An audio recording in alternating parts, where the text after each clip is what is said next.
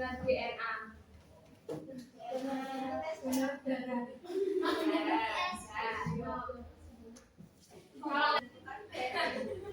Jadi DNA brand itu istilahnya jati diri dari usaha kita. Usaha kita kan pasti punya karakteristiknya. Jadi DNA itu kayak apa sih yang melekat dari usaha kita dan menjadi pembeda dari usaha-usaha yang lain. Tuh. Nama DNA brand ini punya nama lain yang biasanya disebut brand soul, brand mantra, brand identity, atau titik berangkat. Jadi berawal dari DNA brand. Jadi DNA brand ini ditentukan paling pertama. Misal nih kalian mau bikin usaha butik yang khusus kebaya. Untuk menentukan DNA brand kalian tuh harus punya pembeda dari pesaing-pesaing yang ada.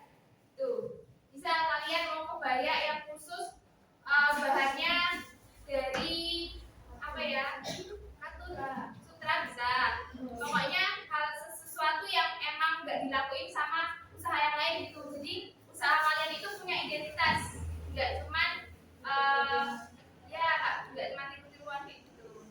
Jadi pengertian DNA brand, ada yang mau tanyain? Paham? Ambilnya? Nanti tak kasih soal harus bisa jawab ya. Oke. Kenapa sih DNA brand itu harus dibuat?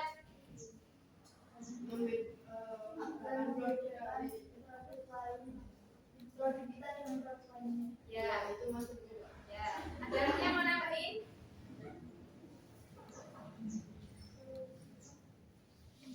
Ya, jadi ciri khas. Ya. Terus itu di paragraf terakhir ada materi yang mengatakan mengapa DNA brand dibutuhkan. Di situ ada 2 poin. Dibaca sama absen 15. Ayo dulu. Dari mana, Mbak? Ya. DNA brand mengacu pada kekhasan kebaruan dan atribut dari sebuah brand.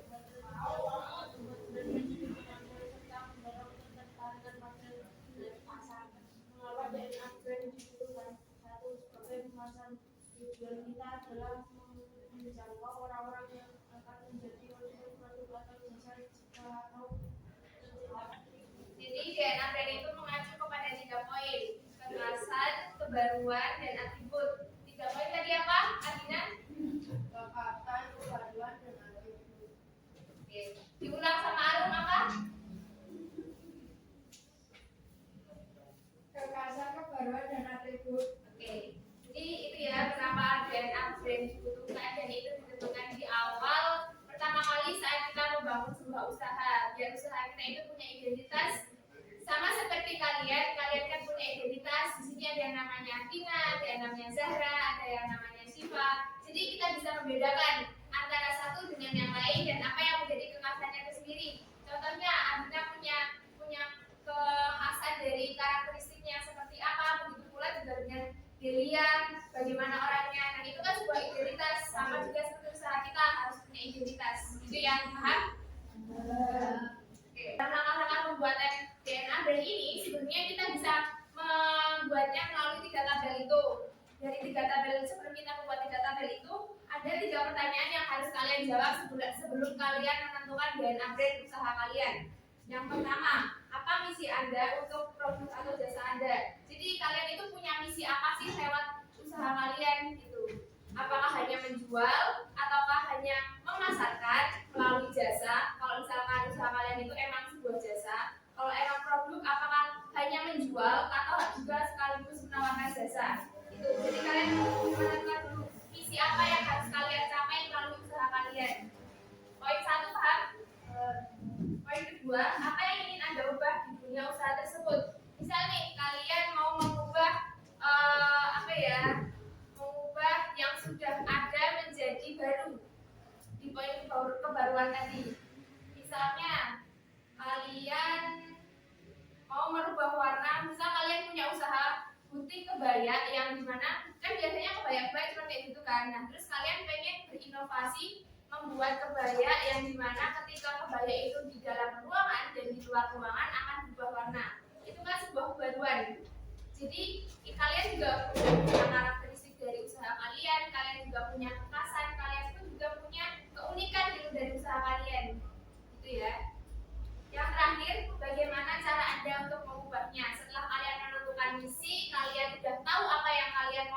menginformasikan dari usaha kalian, kalian bisa memikirkan selanjutnya bagaimana sih cara aku mengubah itu tadi, bagaimana sih cara aku mewujudkan apa yang sudah menjadi misiku membangun usaha ini. Itu bisa dibalik handouts-nya. Itu kan ada 3 kolom. Jadi kalau kalian mau menentukan DNA brand itu, kalian bisa mulai dari kolom pertama. Kalau kolom pertama ada apa di sini? Kolom kedua? Kolom ketiga? Kolom pertama bisa dibaca absen nomor 4. Dari 2 poin pertama masih ada yang ditanyain?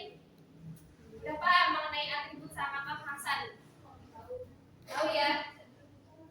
Terus tabel terakhir dibaca sama biji. Atribut, sebenarnya semua usaha itu mereka punya atribut. Kalau cuma masalah kemasan, semua produk kira-kira pakai kemasan atau enggak? Ya. Nah, di kolom pertama ini kita berarti PR-nya bagaimana sih cara kita mengemas produk kita biar beda dari yang lain. Kalau kalian melihat barang mungkin di toko atau di etalase, kira-kira yang kalian lihat itu langsung di bagian dalamnya atau luarnya dulu? Selain harganya. Luarnya kan. Nah, gimana cara kita menarik perhatian dari pelanggan itu? Ya, awalnya dari luarnya. Kalau dari luar produk kalian aja nggak menarik, ya gimana mau pelanggan kalian itu kepo gitu loh sama produk kalian. Jadi kan yang pertama kita harus gimana caranya pelanggan itu mau memegang barang kita atau produk kita, itu ya. Nah, di kolom kekhasan ini kalian cari sesuatu yang emang khas dan itu menjadi identitas kalian. Nah, DNA brand itu sebenarnya kuncinya ada di khas. Apa yang menjadi pembeda dari usaha-usaha yang lain. Tuh. Nah, di novelty ini kebaruan itu kalian menciptakan sesuatu yang tadinya belum ada menjadi ada. Itu ya. DNA brand ada 3 poin apa aja?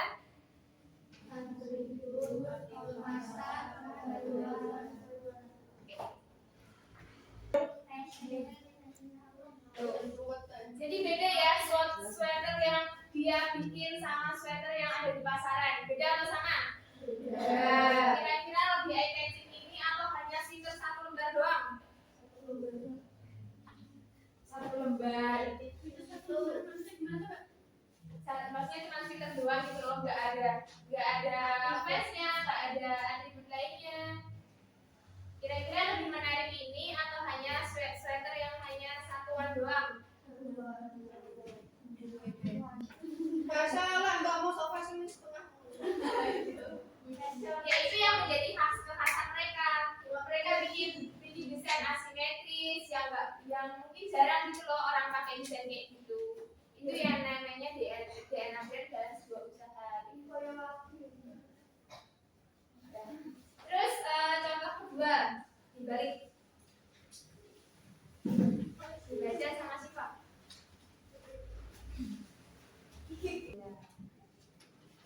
Nama lain dari pembeda tadi apa?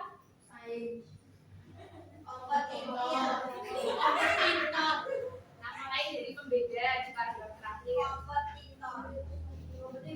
Ya, unique selling point. Jadi di reference 7 ini dia itu punya sebelumnya dia mikir setelah mereka bekerja, terus kan mereka harus ada kegiatan lain, contohnya ketemu teman.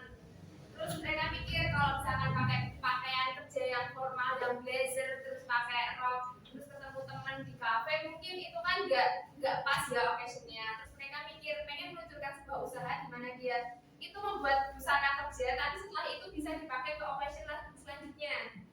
Gitu. Jadi dia baju ini cuma satu, tapi dia bisa dipakai lebih dari satu kesempatan, nggak hanya bekerja. Tuh. Itu apa yang menjadi DNA brand mereka. Itu namanya ciri atau identitas dari usaha mereka. Nah, selanjutnya mereka itu juga punya keunikan dari desain-desainnya. Misalnya desain mereka ini kan asimetris. Kalian tahu kan desain asimetris itu kayak apa?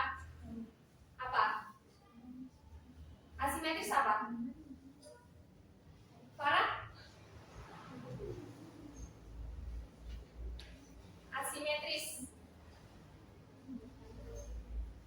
simetris. Kalau simetris itu kan kanan sama kiri seimbang, sama. Kanan sama kiri sama-sama ada garis miringnya. Kalau asimetris berarti nggak imbang. Kayak ini. Ini kan sebelah sini ada kerahnya, sebelah sini ada nggak? Berarti itu asimetris atau simetris? Asimetris. Nah, asimetris itu kayak gitu. Jadi mereka membuat desain yang emang beda gitu. Jadi apa sih mereka mencari apa ya kira-kira yang setelah aku menciptakan sebuah busana yang emang bisa dibuat lebih dari satu kesempatan, terus kira-kira apa yang aku mau tambahin di produk aku biar orang itu tertarik. Tuh, jadi mereka menciptakan sebuah desain yang asimetris.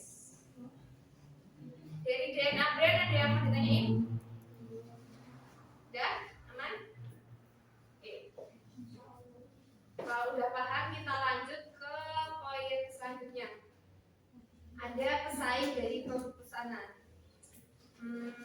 Paragraf pertama dibaca sama Nanis.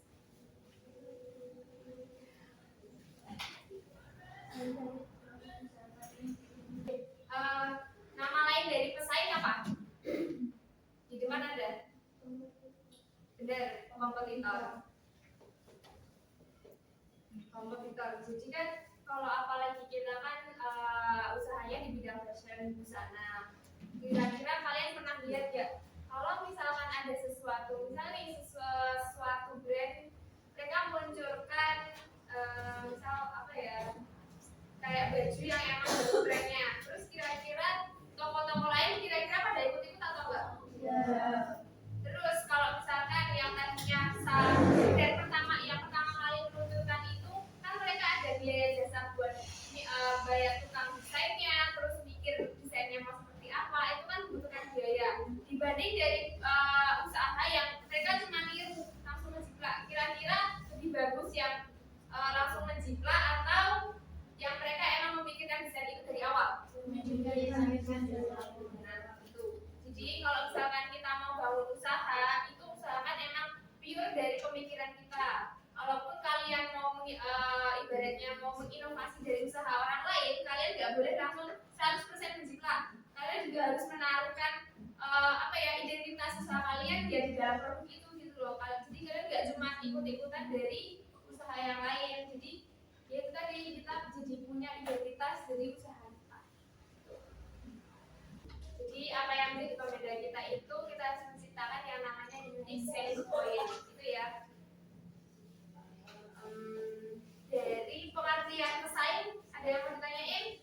Pesaing itu apa? Udah paham ya pesaing tadi apa? Kompetitor. Ya, kompetitor. Terus oke. Dari tujuan analisis pesaing ada yang mau ditanyain? Enggak? Oke. Buat mengulas apa yang udah Mbak sampaikan tadi, sekarang Mbak mau nyampein pertanyaan spontan ke kalian ya. Oke, siap? Spontan. Deliana. DNA tadi nama lainnya apa aja? Oke, kita bahas dari nomor satu. Nomor satu dibaca dan dijawab. Ini orang nggak soalnya mau tambahin. Kecuali Nama lain dari DNA brand kecuali C brand fashion. ya betul. Ada yang salah? Jawabannya C. Ini nanti nilainya tak serahin ke Bu Novi. Jadi kerjaan kalian ini sebagai nilai harian kalian. Terus sebelum bubar, maksudnya sebelum lanjut ke pulang sama di sini bukan pulang. Sebelumnya Mbak mau ucapin terima kasih sudah mengikuti pelajaran dengan baik. Selain minggu depan kita melanjutkan dasar branding dan marketing, tapi materinya berbeda. Materinya berbeda.